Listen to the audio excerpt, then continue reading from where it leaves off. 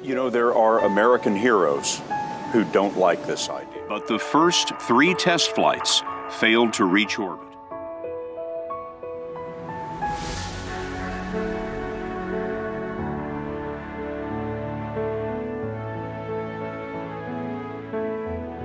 Eight weeks later, Musk bet the company on another flight. We have liftoff.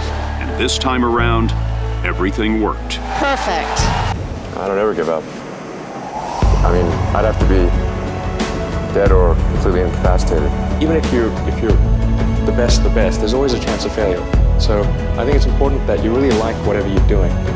If you don't like it, life is too short.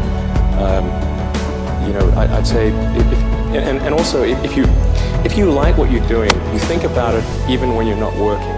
I mean, it's something that your mind is drawn to. You need to work super hard. So what does super hard mean?